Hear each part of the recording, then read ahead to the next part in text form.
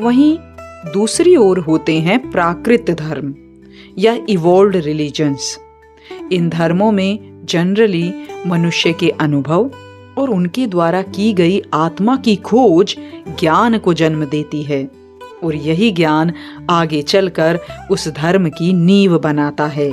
और यही चीज आपको इंडिया में जन्मे सभी रिलीजन्स में देखने को मिल जाएगी, जैसे कि सनातन धर्म, सिख धर्म, जैन धर्म और बौद्ध धर्म।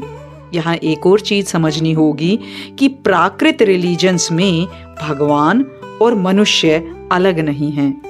मनुष्य के अंदर बसी हुई चेतना ही उस परमात्मा का अंश है, और जो इंसान अपनी चेतना का पूरा पोटेंशियल अनलॉक कर लेता है वही भगवान तुल्य हो जाता है। अब क्योंकि इवॉल्व्ड रिलीजन में चेतना का विकास होना बहुत जरूरी है, इसीलिए भगवान मनुष्य रूप में जन्म लेते हैं और सभी के कल्याण के लिए उस ज्ञान को प्रदर्शित करने के लिए लीला करते हैं।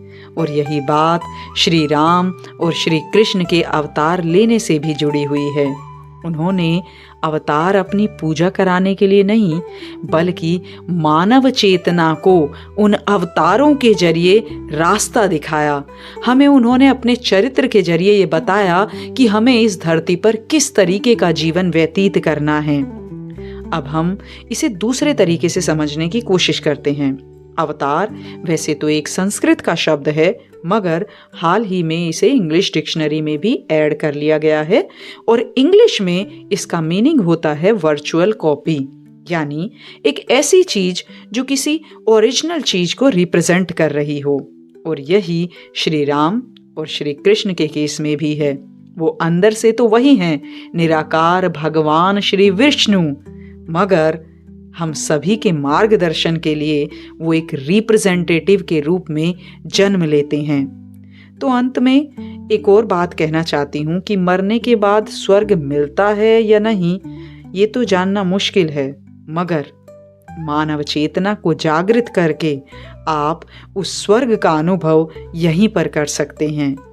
तो अगली बार अगर कोई आपसे श्री राम और श्री कृष्ण के भगवान होने पर प्रश्न करे तो उसे इंडियन फिलॉसफी बताइए, उनकी चेतना का विकास कीजिए।